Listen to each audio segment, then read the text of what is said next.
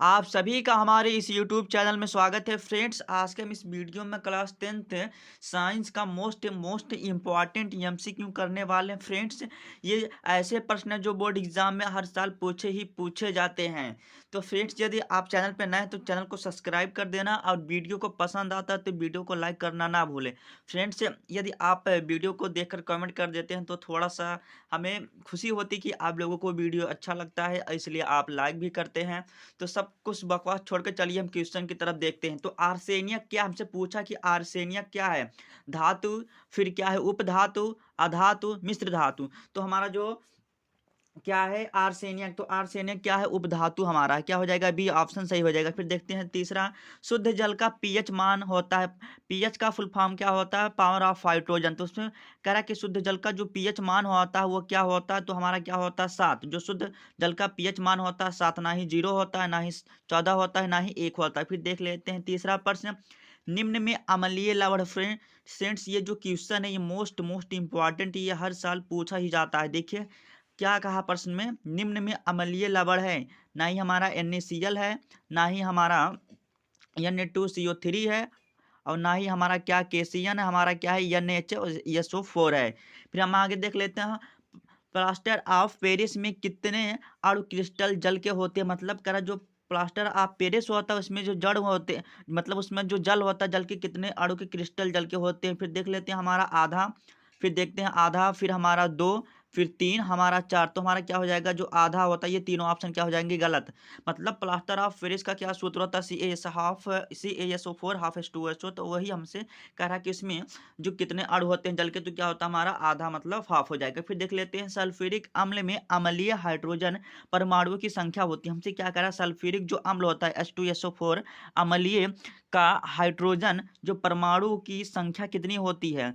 2। हमारा 2 होता है, और 4 तो होता ही नहीं है, फिर 3 भी नहीं होता हमारा, 2 भी मतलब 3 भी नहीं। तो हमारा क्या होता है? सल्फ्यूरिक अम्ल में अम्लीय हाइड्रोजन परमाणुओं की संख्या जैसे लिखते हैं ना H2SO4, तो यही हमसे कह रहा है। जैसे यहाँ पर H2SO4 लिखते हैं तो यही हमसे क्या कह रहा है?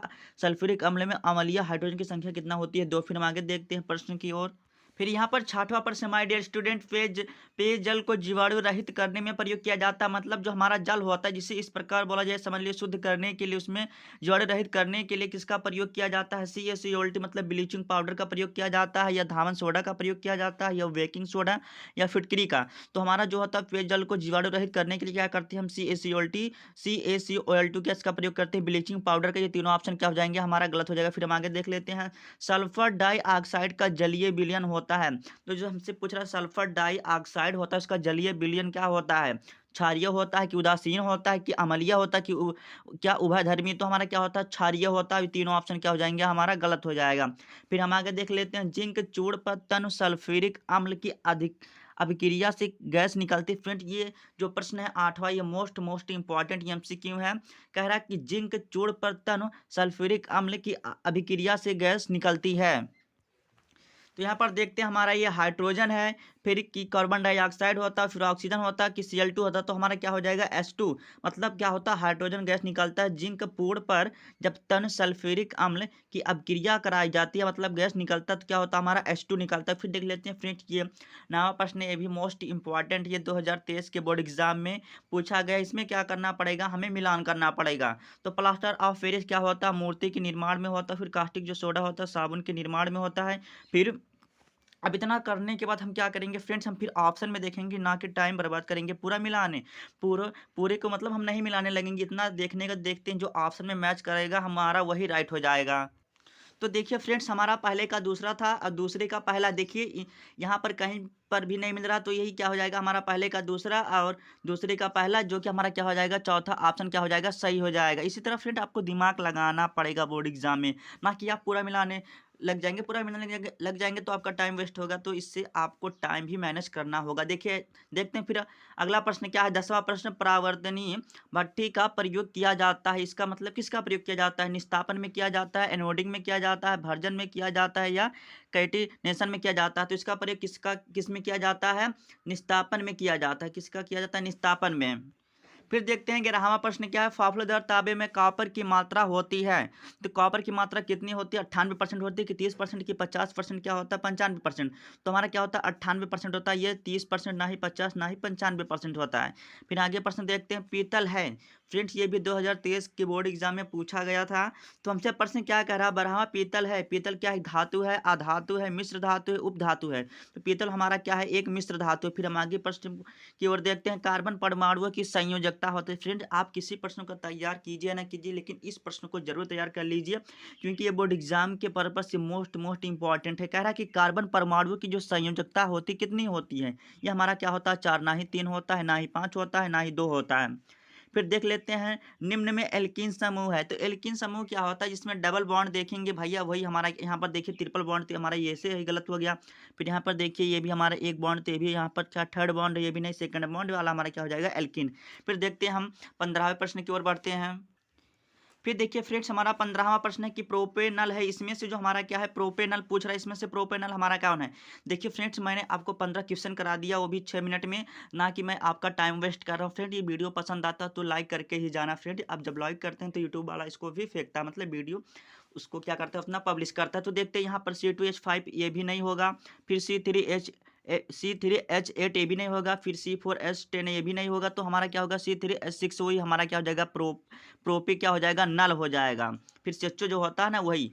और फ्रेंड ये देखिए एसिटिक का IUPAC नाम है। फ्रेंड ये जो होता है ये मोस्ट इंपॉर्टेंट MCQ है। ये लगातार 19 से लगातार पूछा जा रहा है, 20 21 22 23 हो सके 24 में भी ये लिखा होगा। फ्रेंड ये 100% आने वाला प्रश्न है, तो इसको भी तैयार करके जाना। फ्रेंड मैंने बताया यदि आप इन प्रश्नों को तैयार कर लेते हैं तो इसमें से एक भी प्रश्न आपका नहीं छूटेगा। तो देख लेते हैं एसिटिक अम्ल का क्या है, IUPAC नाम पूछा तो हमारा एसिटिक अम्ल होगा नहीं, क्योंकि यहाँ पर यही दिया। फिर एथेनाइक अम्ल देखते हैं, एथेनाइक अम्ल होगा कि मेथेनाइक अम्ल होगा कि प्रोपोनाइक। तो हमारा क्या हो जाएगा एथेनाइक अम्ल हो जाएगा। देख लेते हैं फ्रेंड जो एसिटिक अम्ल का होता है IUPAC का फुल फॉर्म क्या होता है, international union pair applied chemistry. तो इसका जो होगा IUPAC नाम एथेनॉइक अम्ल होगा, और इसका साधारण नाम क्या होगा एसिटिक अम्ल के नाम से जानते हैं। ठीक है, फिर हम आगे बढ़ते हैं। क्लोरीन के अणु में अबंध पाया जाता है। फ्रेंड ये भी 2023 के बोर्ड एग्जाम में पूछा गया था। तो कह रहा है जो क्लोरीन का जो क्लोरीन के जो अणु है उसमें आबंध पाया जाता है, जैसे बोलते हैं सिंगल बॉन्ड, थर्ड बॉन्ड, यही हमसे पूछ रहा है। तो क्या होता है आयनिक बंध पाया जाता है, नहीं पाया जाता है। एक सहसंयोजी आबंध पाया जाता है, हाँ यही पाया जाता है। फिर ये तो पाया नहीं जाएगा, फिर नॉन मतलब इनमें से कोई नहीं। तो हमारा क्या होता है एक सहसंयोजी आबंध पाया जाता है। फिर हम आगे देखते हैं, एल्काइन का समान सूत्र होता है। तो एल्काइन का सूत्र क्या होता है CnH2, ये नहीं होता। फिर देखते हैं CnH2+N2, ये तो नहीं भी होता। फिर CnH2 माइनस से N मतलब CnH2N-2, तो यही हमारा होता है, ना कि ये चौथा भी गलत हो जाएगा। तो इसको आप ध्यान रखिए कि एल्काइन का समान सूत्र क्या होता है CnH2N-2। फिर देख लेते हैं प्रोपेनल में क्रियात्मक समूह होता है। तो हमसे कह रहा है जो प्रोपेनल होता है उसमें क्रियात्मक समूह क्या होता है। तो देखते हैं तो CHO होता है, फिर हमारा ये तो होता नहीं है, फिर OH भी नहीं होता है, फिर हमारा OCH3 भी नहीं होता है। प्रोपेनल क्या होता है फ्रेंड्स, ये हमारा क्या होता है एल्डिहाइड होता है, जिसमें हमारा CHO, यदि आप लास्ट में CHO जोड़ा तो आप समझ लीजिए प्रोपेनल हो गया, मेथेनल हो गया। ऐसे इसी प्रकार हमसे पूछ रहा है क्या होता है इसका CHO क्या होता है। फिर हम आगे देख लेते हैं क्रियात्मक समूह। ठीक है, फिर देख लेते हैं श्याम श्वेत फोटोग्राफी में प्रयुक्त होता है, क्या होता है AgCl होता है, या PbNO3 तो होता नहीं है, फिर CaCO तो बिल्कुल नहीं होगा, फिर यहाँ पर या FeSO4 भी नहीं होता। तो हमारा क्या हो जाएगा AgCl होता है। फ्रेंड इस तरह मैंने आपको देखिए केवल 8 मिनट में 20 MCQ करा दिया। फ्रेंड यदि आपको वीडियो पसंद आता हो प्लीज़ लाइक कर दीजिए, चैनल पर नए तो चैनल को सब्सक्राइब कर दीजिए। फ्रेंड्स यदि आपको किसी भी सब्जेक्ट का MCQ चाहिए तो आप कमेंट कर सकते हैं, मैं उसका जरूर वीडियो बना दूंगा। फ्रेंड्स मैंने ये जो प्रश्न लेके आया हूँ, यदि आप इसको तैयार कर लेते फ्रेंड आपका बोर्ड एग्जाम में एक भी प्रश्न नहीं फंसने वाला। और आप क्या करेंगे, जितना MCQ रहेगा आप 20 में क्या करेंगे, 20 में 20 पक्का आएगा, ये मेरी गारंटी, यदि आप इन प्रश्नों को तैयार कर लेते हैं। फ्रेंड्स वीडियो देखने के लिए आपका बहुत बहुत धन्यवाद।